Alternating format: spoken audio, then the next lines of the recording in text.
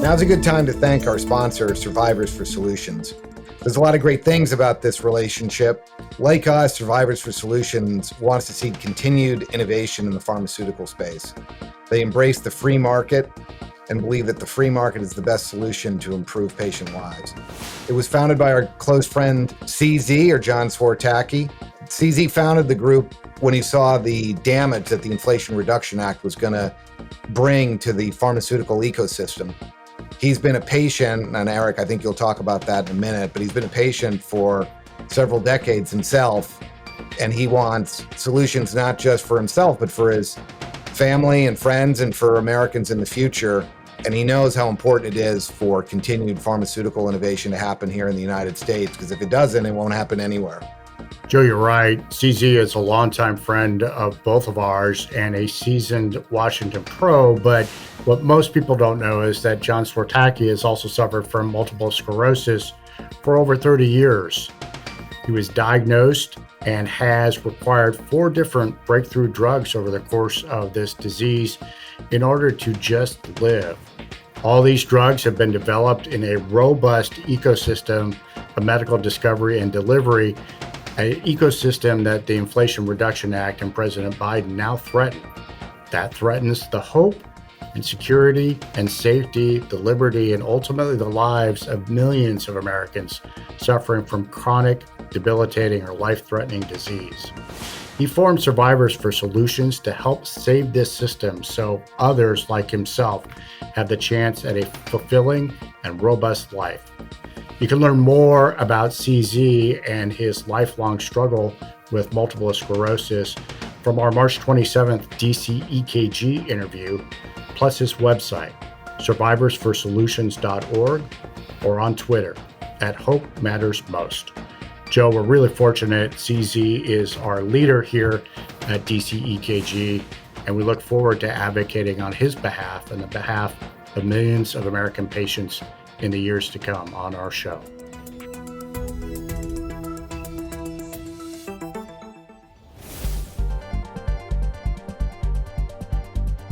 Welcome back to DC EKG with Joe Grogan and Eric Euland.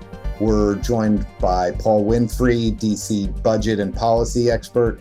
Paul, when we, at the end of our last segment, we were talking about growth and its relationship to revenue. And it sounded like you were saying, look, you can only, if you raise taxes a bunch, you're going to depress growth and you're only going to get about 3 or 4 years of decent economic performance out of those increased rates or increased burden in tax revenue. One other way of phrasing things that was a little bit different than other people describing, say, entitlements, was this idea that the entitlements shouldn't be growing faster than the rate of economic growth. Frequently, people commenting on TV about entitlements or things like that will say faster than the rate of inflation. Are they saying the same thing you were about economic growth, or are they two different concepts? I think they're two different concepts. Inflation measures prices in the economy, and growth measures the total, the entire economic pie. So why do people talk about inflation like it's a big problem that Medicaid grows faster? Why do they phrase it that way, that Medicaid or Medicare is growing faster than the rate of inflation? Because it's the thing that touches people. People are very sensitive to inflation. They understand when prices that they pay for a variety of products are going up, and ultimately they respond to that politically. But I think that coming back to this other idea, I think there are two ways to look at this issue. I think one way is fairly pessimistic, and the other way is much more optimistic. And that is that if what we're doing is only managing the decline of America as if our best days were behind us, then it makes sense to get into this policy discussion on redistribution, right?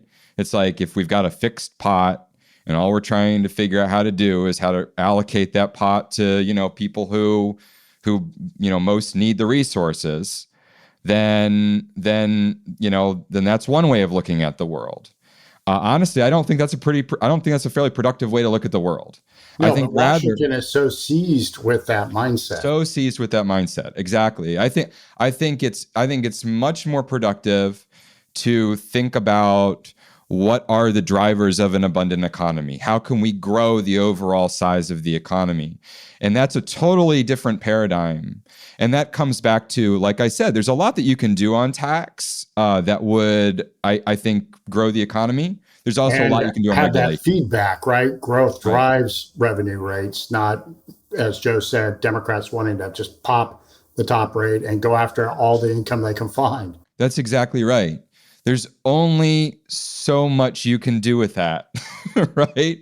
And and at the end, like I said, it's a very different way of looking at the world. And I think as we go into the 2024 presidential cycle, not to sound too political here, but I think that Biden, and as you mentioned, many people on the left, on the Hill in particular, are stuck in that first mindset, stuck in the first pessimistic mindset, which creates an opportunity for someone else to come along and create a new paradigm, create a new vision for where we can go, and ultimately lay out a policy agenda that represents an abundant, growing economy that lifts everybody up. Right. We are the change. They are more of the same.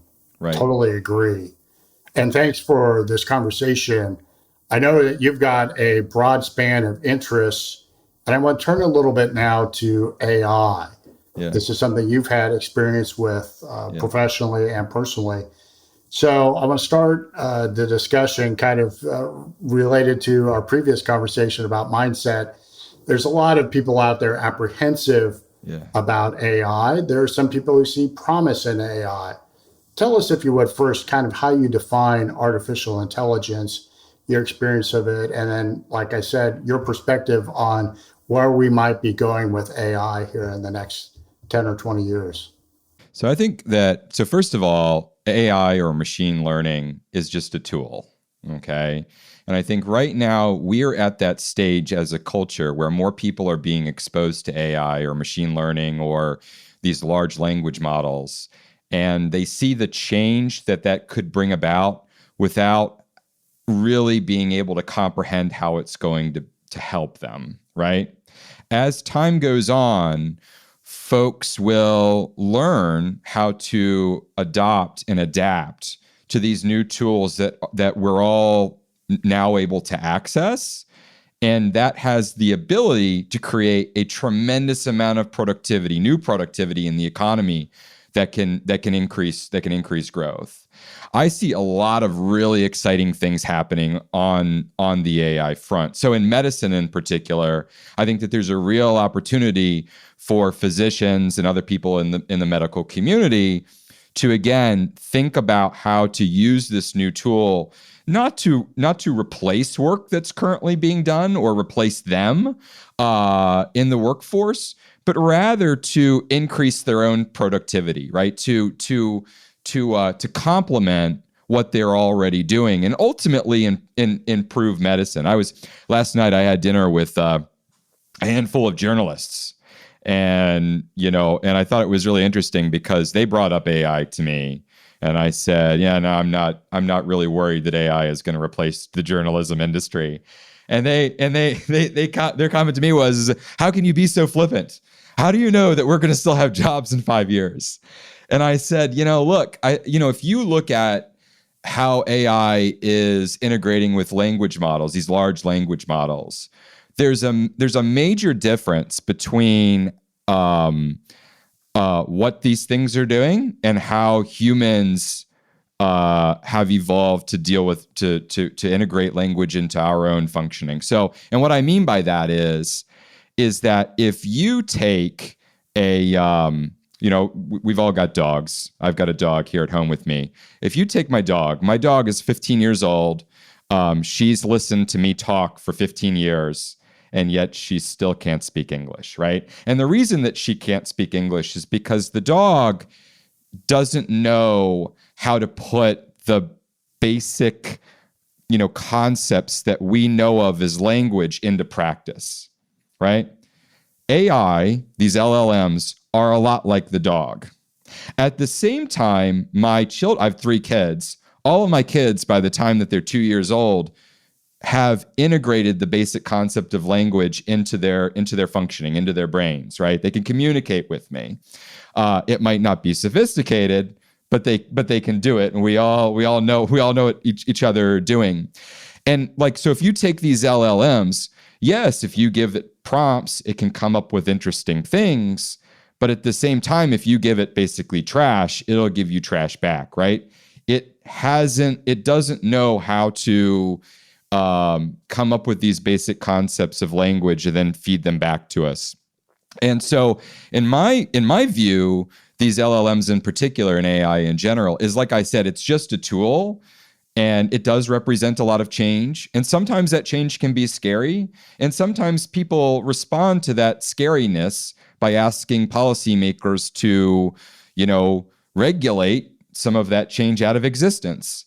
I think we need to take a step back and ask ourselves how we can use these new tools to increase our own productivity, to make ourselves better at the jobs that we're doing. So is that the key question you think should be in front of Congress, which Yes. is floating around pretty heavily now? Yes. With writing a piece of legislation that might regulate, might accelerate, might decelerate AI's development and ultimately its integration into the economy?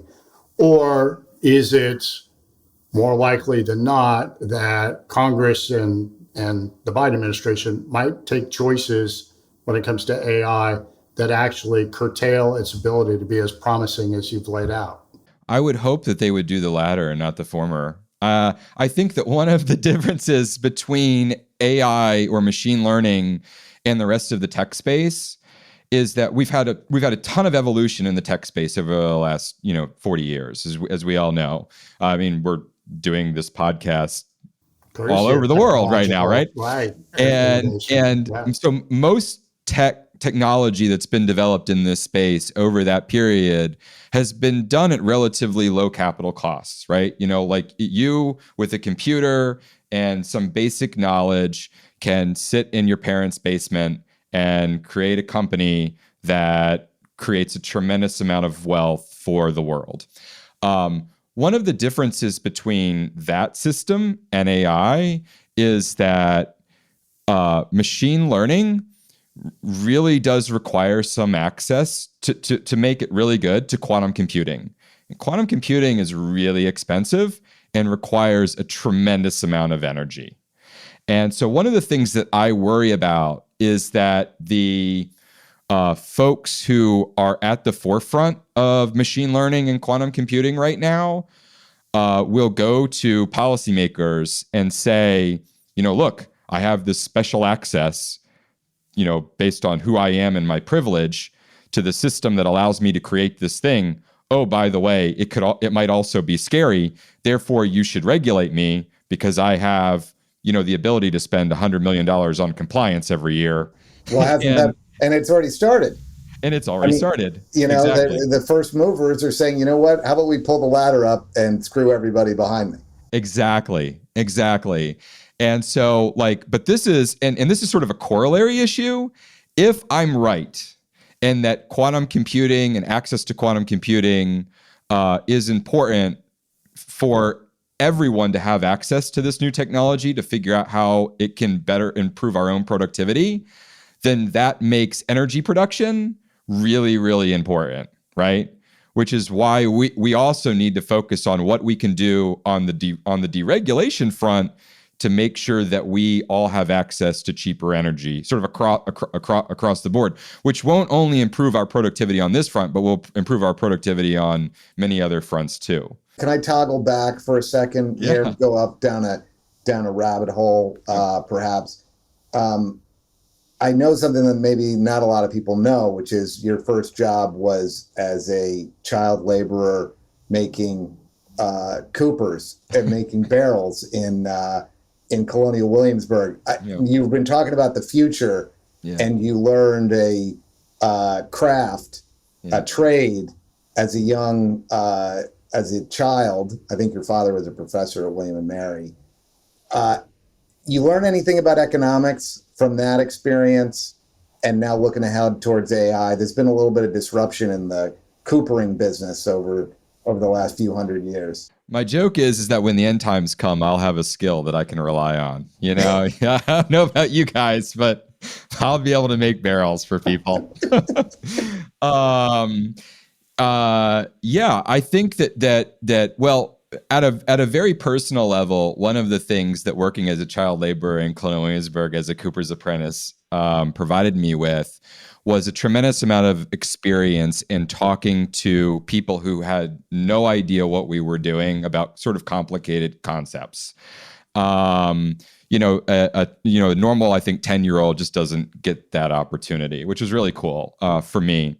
But yes, it gave me a real appreciation for both skill development and then also how things have changed over time and how we're still okay, even though those things have changed over time. So there's a whole subset of people who are, I think, more pessimistic than I am. And one of the comments that they'll often, bring up is, yes, we can all afford, better afford cars today than we could 100 years ago.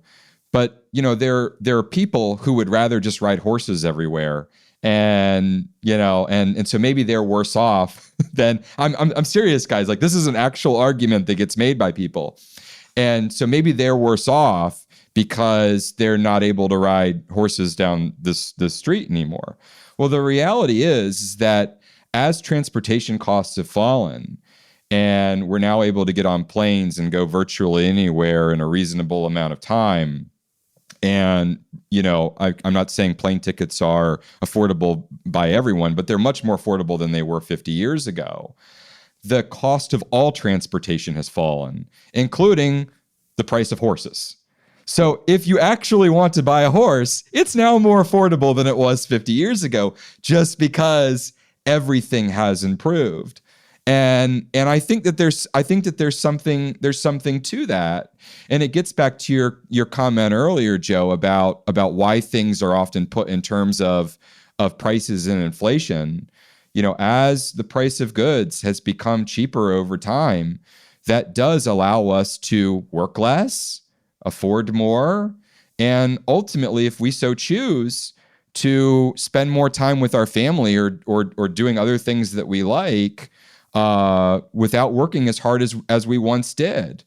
One of the things that, has stuck with me, and I like to tell, my older sons this who just absolutely ignore me. But, the middle-class family in Virginia in the colonial period around 1780, 1790 was living in a 15 by 10 foot wooden shack. That's what we would think of it today. If you were upper middle class, you had a wooden floor. If you were lower middle class, you had a dirt floor.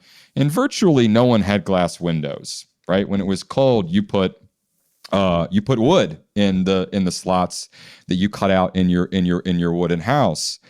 And I think that, people often make comparisons. If you took a king of England from the 1300s and brought them to today, they wouldn't understand the level of opulence that we have.